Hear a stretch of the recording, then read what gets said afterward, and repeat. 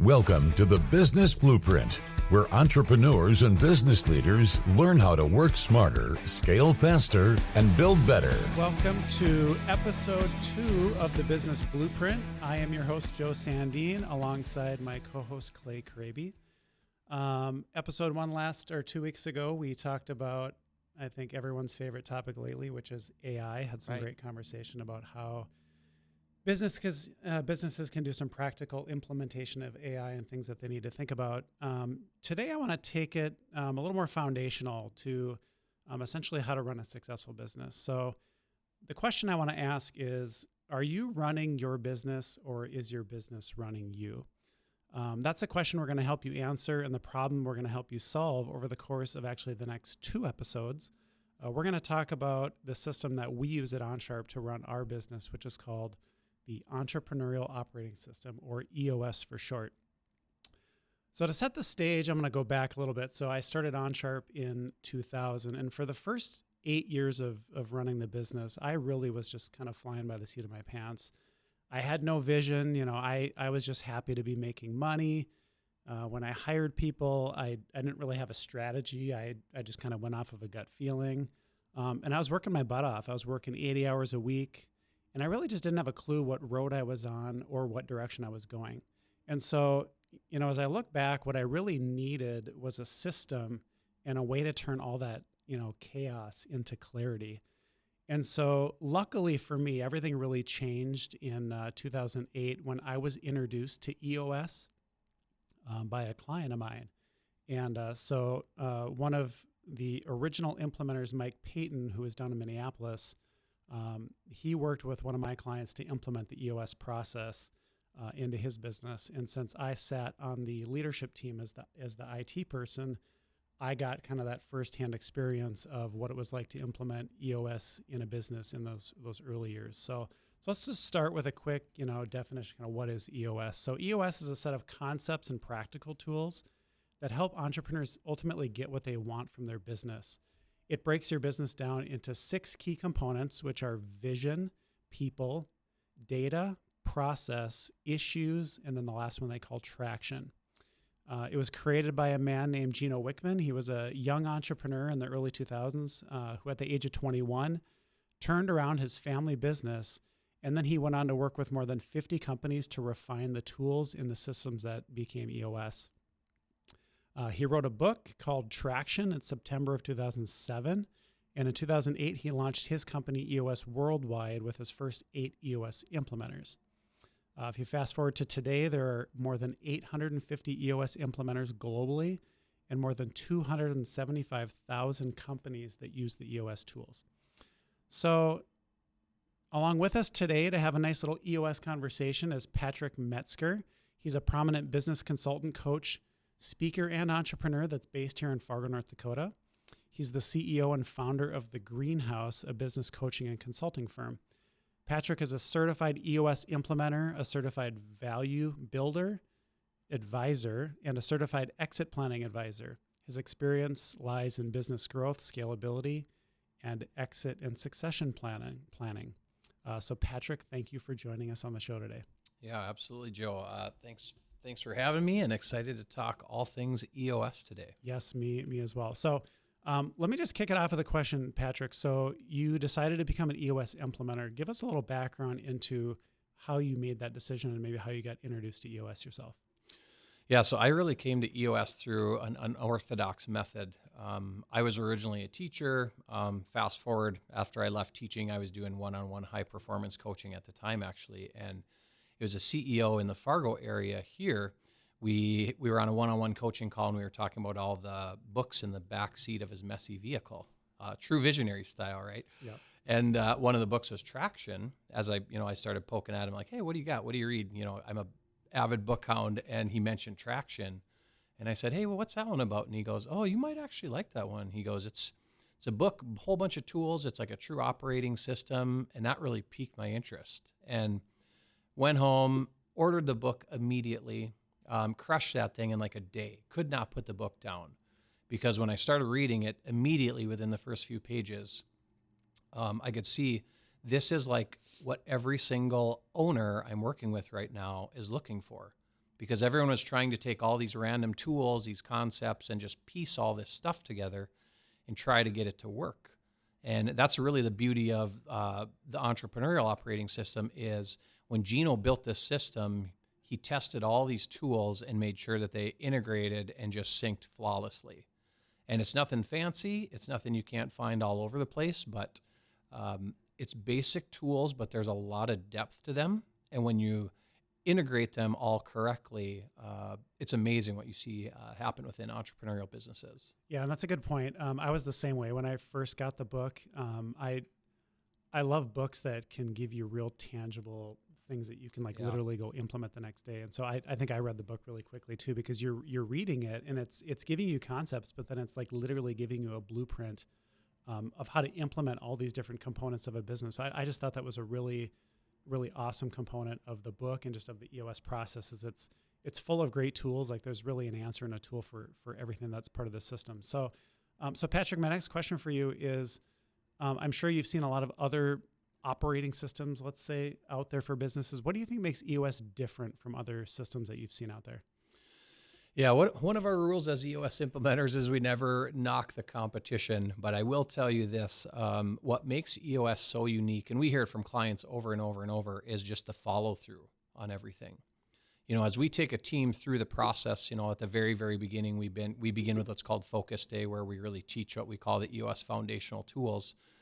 And the thing we hear over and over from clients is as they go through this process, they always tell us, Patrick, we've done other coaching, we've done other consulting, but usually what we get is a 40 or 50 page report, strategic plan, and it tells us everything we're doing wrong and everything we should fix. But there's no tools, there's no follow through on how to actually do it. So where EOS really excels is as implementers, when we take a team through this, we are constantly revisiting, reteaching, and we're just bringing more and more depth to those tools all the time.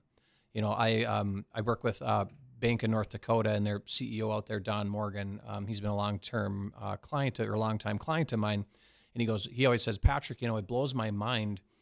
He says, every time you work with our team, he goes, I learn more and more and more about the tools. He's like, I would have never dreamt that there was so much depth to these things and so many, intricacies and different perspectives and angles on all of these tools. So it's really in the follow through and the tools that allow the execution to happen at the end of the day that make it really unique. Yeah, and I think working with an implementer is very key.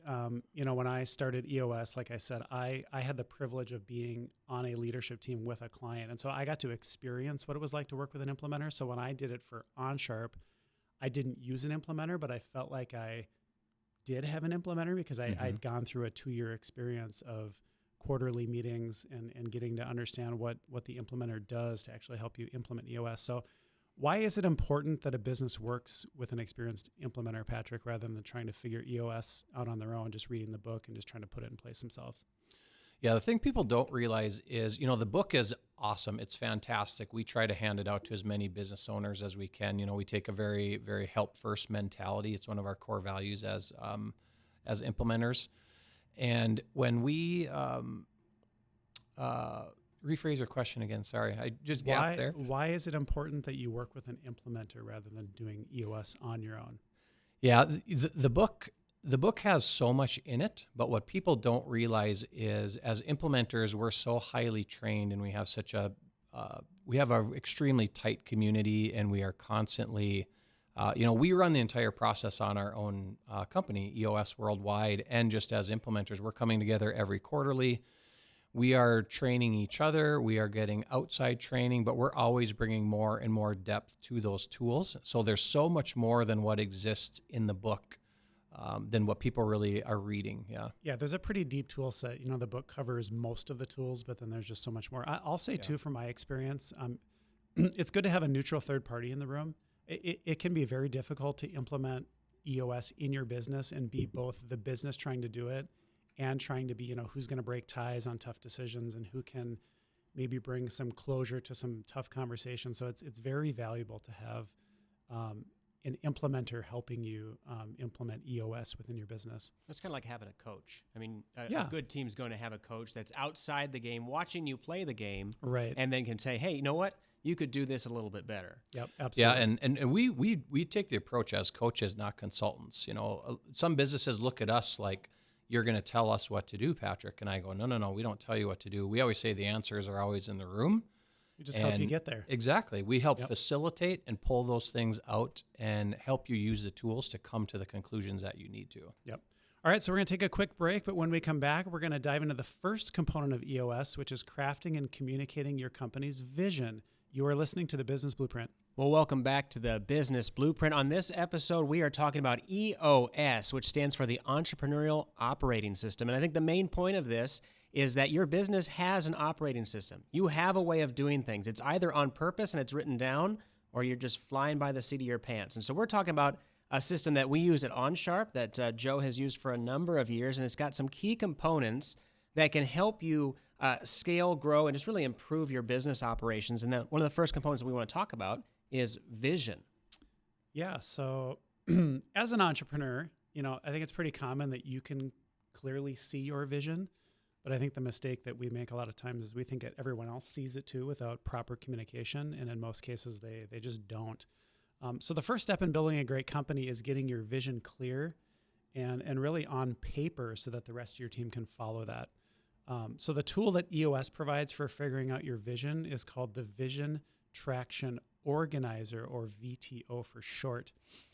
So when you look at the VTO, there's really 8 key questions that make up vision, and I'm just going to quickly run through them here. So the VTO is made up of your core values, your core focus, your 10-year target, your marketing strategy, your 3-year picture, your 1-year plan, your quarterly rocks, and then your issues list. So Patrick, let's talk about core values. So how do you as an implementer help a company identify its true timeless guiding principles rather than just a list of, nice sounding words?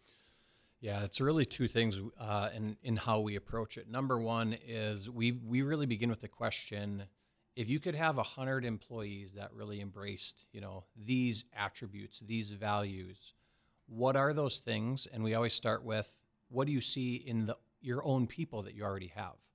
Looking at your leadership team, looking at your whole employee base, we say, okay, who really if we take OnSharp as an example, who bleeds what OnSharp is really meant to be about? Yep. And if you could get 100 more employees like that, what are the values, what are the attributes that you see in those individuals?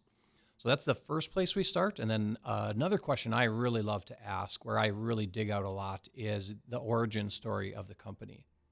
So I love to ask the owner, many times it's your visionary, how did this start? We work with a few businesses that are 120, 130 plus years old. And that's when it's really neat to ask, what really started, this bank, or what started Bank of North Dakota, or this manufacturing company? And sometimes, you have a business that was something completely different, but what you find is the values are very, very similar. It was founded on core foundational values that have carried through and been super strong for 90, 100 plus years. So when you ask that owner, tell me about how this all came to be, what I'm listening for is I literally just record buzzwords and phrases, and then we go around the room and I ask everybody, some individual questions too. And what you start to see is big hardcore themes come about, and you can start to identify those values pretty quickly. And when you're talking about core values, I think a lot of times it is just signs on the wall for a lot of companies. I think people have worked at places where it's just kind of empty platitudes, but ultimately a core value for a company, if they're doing it right, it's what are we willing to lose money on in order to uphold. That's a great way to put it. And if you're not willing to leave money on the table or lose money to not violate these core values, they're not your core values. Exactly. Yeah. So let's flip the table on that then. What's some of the biggest mistakes a company makes when they're setting their core values? What are some of the don'ts in that process? Number one, way too many. Okay. Way too many core values. They'll have 7, they'll have 8, they'll have 9 of them. And I always ask right away when a team comes in, and I'm going to lead them through core values discovery. And I go, all right, first of all, do we have core values? And I'll have teams that say, yeah, of course we do. And I go, all right, everyone write them down. And the whole room starts laughing, seriously. And I'm like, ooh, if we can't write them down and we can't put the detail to them, we're probably not living them. Maybe in a roundabout way, some of them. Yep. So I think you have to make some tough choices, and you got to get the words right too. I You I think do. sometimes that we use just the really common, core value words, and I think it's valuable to really get unique and get just use raw. Just sometimes the best core values to me are just raw statements that don't have Yeah. to be buzzwords. Yeah, we always get them to think in terms of, do you want like what we call stoic core values, like Yep. the big high level buckets, the words you always hear, or do you want something really unique that really speaks to your brand, your people, who you really are? So when someone looks at those, they go, those are different. Yep. All right, so we got a lot to cover here on the VTL. Let's move on. So core focus. So why is it so crucial for a business to define what it does superiorly well, and just as importantly, what it doesn't do? Avoid shiny objects, because every business you can chase after so many other things. You start to bolt on this, you start to go after this, you start to see financial opportunity if we start getting into this thing too. And it leads to skewed focus. So the real purpose of that, the core focus, which is your big why, your big what, is to really just avoid chasing after the things that you really, the things you really should not be going after, because it just skews your focus as an organization. So the core focus is made up of two pieces. It's your passion and your purpose in your niche. Can you just for a quick minute here explain the difference between the two? Yeah, so that your purpose, your cause, your passion, that's your big why, and that goes beyond money. It goes beyond industry. It goes, why do you really, truly do what you do? For me, yeah, I'm a business coach. I do consulting, but my big why, everything I've ever done has always been about helping people get to the next stage. As a teacher, as a coach, I did personal training with people in the past. Everything, it follows that same big why, that same theme. The what then is just, what do you do better than anyone else? That's that niche or that niche, yeah. I think the cool thing about the why too is when you think as an entrepreneur, no matter what business you started, what would your why be? What would you take into every business you started? And I think when you can get to that, then I think you truly know what your why is in your company. All right, so let's move on. So the 10-year target. So it sounds like a really big, grandiose goal. How do you prevent that from being just, a big pie in the sky dream and actually turn it into something that your team can actually work towards? It's really by breaking it down. When we first throw up 10-year targets, on the marker board, and we start talking with a company about it, the number one thing we usually get is, well, how in the world are we going to do that? And number one thing I always say is, you don't have to know the exact how, but if that's the real true desire, now let's actually reverse engineer it, and let me show you the numbers of how we get there. And 9 times out of 10, actually, when we do that with a company, they actually look at the 10-year target and they go, we can actually probably do a little bit more than that. We can do that. Yeah. That is, and that's such a good point. A lot of times we set these big long-term goals, but we don't actually take the time to work them backwards. And I think if you do a good job of doing that, it can be, it's either you find that it's very attainable, or you find like, oh, wow, maybe we're not even pushing ourselves as hard as we could be, right? Yeah, like you hear, people overestimate what they can do in a year, and they vastly underestimate what they can do in a decade. Yep. All right, so then we go from the 10-year target and we work it down, right? So we go to the 3-year picture, a 1-year plan, and then finally we have rocks, or what are just priorities on a quarter-by-quarter basis. So can you kind of explain this whole cascading effect from the 10-year picture down to the rocks, and just kind of talk through how it brings that long-term vision, all the way down to a 90-day world? Yeah, so we always start with that concept of, start with the end in mind. And not that a 10-year target is an end in mind, it's obviously a benchmark out there in time. But when you start with that and you start reverse engineering everything, I always draw it as an upside down pyramid for people, and the very top level is your 10-year target. The next level is your 3-year picture. Then you have your 1-year plan below that. Then you have your company rocks. Below that, you have your departmental rocks. So I always say, if you ever want to know why you're doing what you're doing at any level on there, you always look one level ahead or one level above it. So if you want to know, why are we aiming for this in our 3-year picture, you go one level above that, because this is where we want to be in 10 years, right, and this is where we need to be on track as far as in 3 years. If you want to know why your annual goals are such, because we need to be here in 3 years, So everything is reverse engineered, but it all starts with that end in mind, that 10-year target, and just cascades down into the present in those 90-day rocks. So my last question in this segment, Patrick, so for listeners who might feel like their company's stuck, or they're hitting the ceiling and they're having a hard time, what's one immediate action they could take today to start getting some clarity on their vision? The biggest thing I think that I've seen owners really resonate with, and this is literally my own story, is get outside of the business piece as an entrepreneur and start thinking about what's your 10-year target and what you really want personally.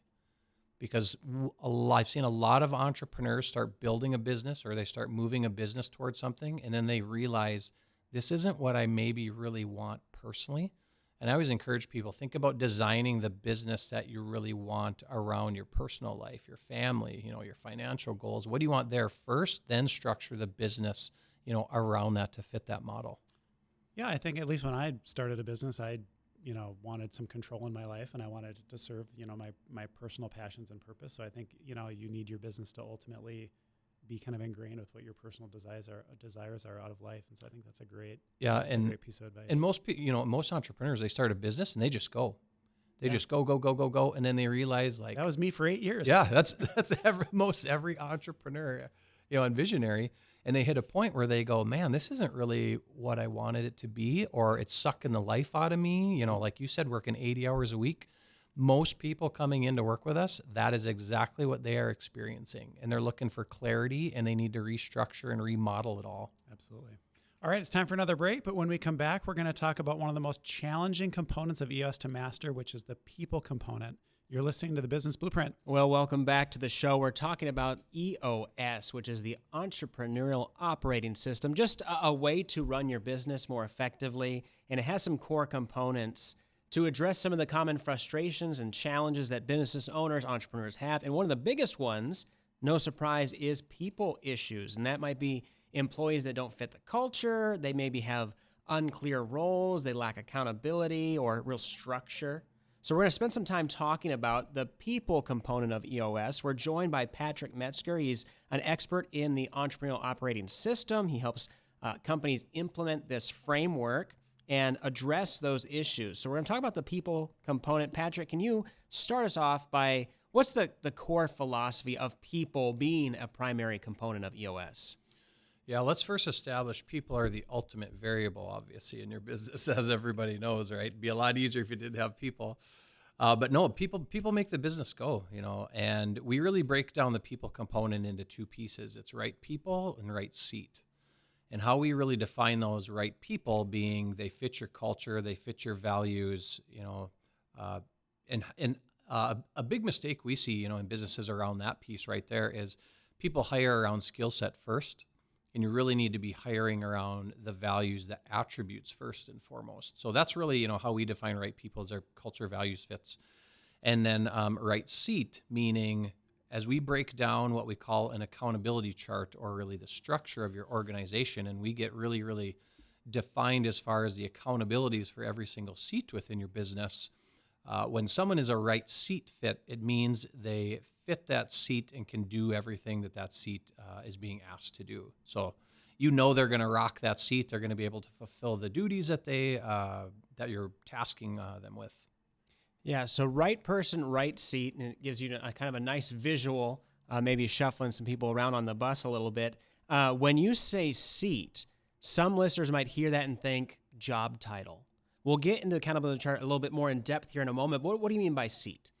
Yeah, so seat, when we structure out an organization from the very beginning, day one, we start developing what we call their accountability chart, where we look at just your leadership team. And you're exactly right. We scrap the titles, and we just go, what are the core functions that have to happen in this business? Do we have someone that has to do marketing? Is that a big core, piece of your business? Do we have, a head of operations, or is that split into a couple seats? Do you have an HR component or a HR seat? Do you have an inventory or logistics or, sales or business development? So we just start asking a company, what are the core functions that really make this business go? And then we start building out literally a box or a seat. And then we start dropping in, okay, if we had the perfect person doing this seat or doing this role, what are they going to be accountable for doing? And we start listing those items out. We don't worry about title. So what you end up with is you have a leadership team basically built out initially of what are the key functions that oversee the key areas of your business and all the accountabilities attached to every single one of those. Yeah. So a lot of folks with, some experience with the back end of companies might be picturing like an org chart. And really what that just comes down to is who answers to who, who's in charge, who's getting paid more, who's got more vacation days. So we're really talking about something different, not just an org chart that kind of splinters out and says, okay, we've got our CEO, then we've got our directors, and we've got our managers. The accountability chart is really structured differently on purpose. So what are the benefits of thinking not so much in an org chart, but in an accountability chart? Yeah, the number one thing is you can look at any seat and you can pinpoint every single thing that needs to be done or needs to have accountability in your organization to a specific seat. A typical organizational chart lacks all the detail, and it doesn't necessarily show what we call LMAs, individuals, meaning they lead them, they manage them, they hold them accountable. So when you have a really well-defined accountability chart, you can see every single seat. You can see at least their top 5 accountabilities or responsibilities for the seat. And you can see who is LMA'd by every single person across the board in the entire organization.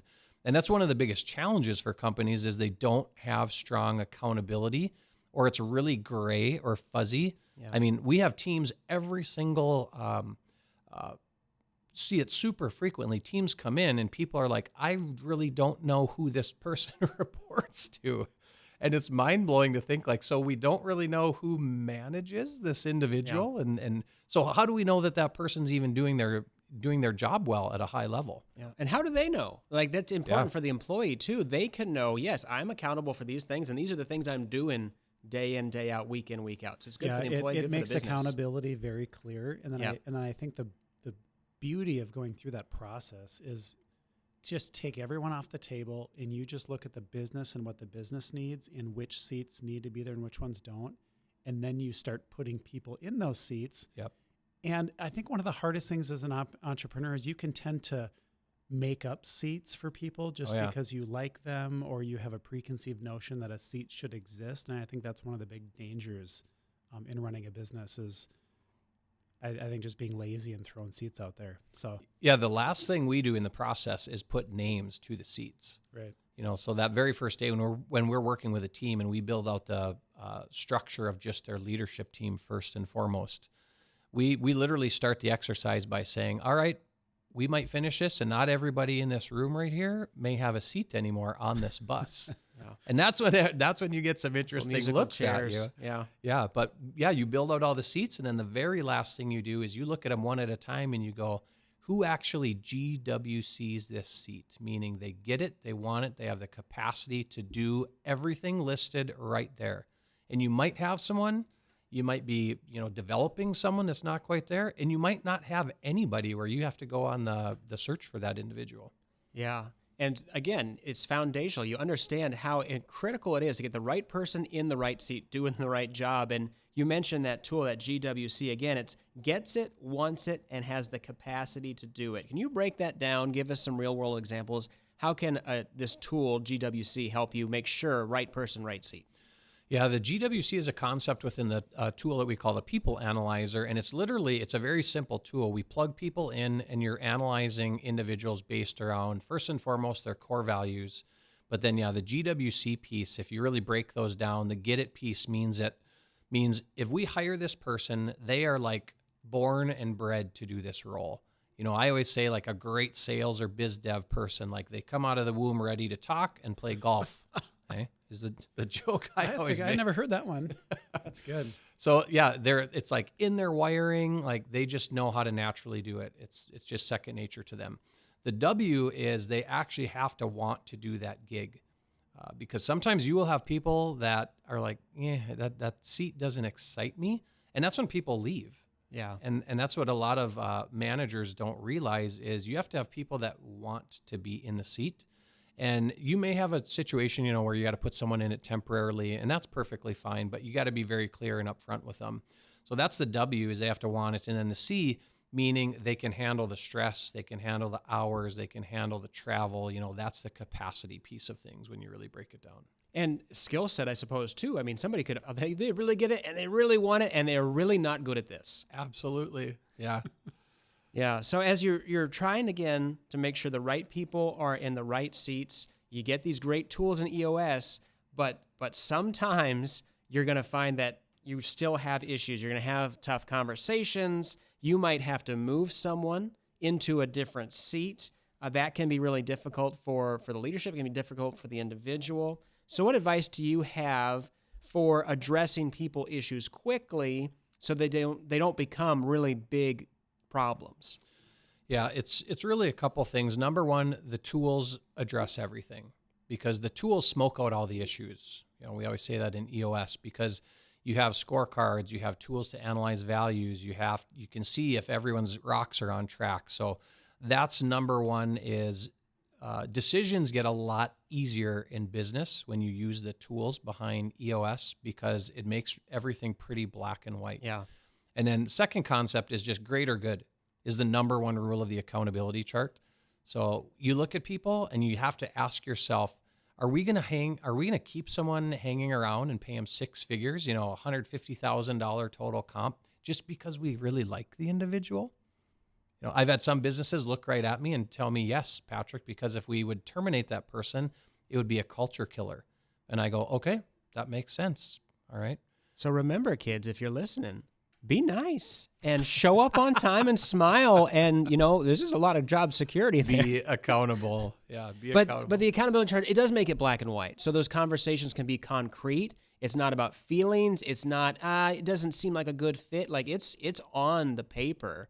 But EOS is not a heartless method. So if you've got someone that you're doing that GWC tool, and maybe you can speak to like, what does that look like practically? How do you rate those things? And if you find someone that's not in there, what is the plan for the business? Yeah, so we rate it just super simple. It's either a plus minus, or a minus. Plus meaning, large majority of the time they get it or they want it or have the capacity. And you rate each of them separately, each of those three things. The plus minus meaning, it's questionable. Sometimes I see it, sometimes I don't. The minus meaning large majority of the time we don't see that in them. Yeah. Yep. So when you really start using that tool, I mean, it gets really, really simple to look at somebody and go, hey, you're a plus minus here, around the get it piece. We probably need some training or development. I encourage companies, document the heck out of everything. Don't be afraid to put people on PIPs, performance improvement plans. A lot of managers, I think, make the mistake of they just kind of let people float along and they aren't real upfront and clear on expectations. And then a person ends up getting terminated at some point and they really go, well, what led to that? Yeah. Shouldn't be a surprise to anyone. It should never be a surprise. There should be these conversations that happen. And again, it's about putting people in the right seats. It doesn't mean they have to go. You might find that they're excellent in this other role. Absolutely. And these tools can help you do that. So we're going to keep talking about the Entrepreneurial Operating System, EOS. When we come back, we're going to talk about how can you measure whether you're getting the results you need. We're going to talk about the data component of EOS when we come back. All right, welcome back. This is the Business Blueprint. We are talking today about EOS, the Entrepreneurial Operating System.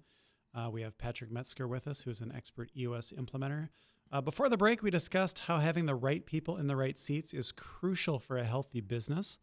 But how do you know if your team is actually on track to achieve your vision? You can't manage what you don't measure. So in this final segment, we're going to explore the data component of the EOS system. This is all about cutting through the opinions and the emotions to look at the objective facts, giving you a crystal clear weekly pulse on your business. So in EOS, we talk about getting a pulse on the business using a simple one-page tool that we call the scorecard.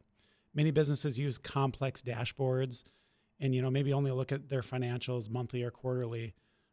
So Patrick, what makes the EOS scorecard different than that, and why is a weekly pulse so important? Yeah, it's the simplicity of the scorecard first and foremost.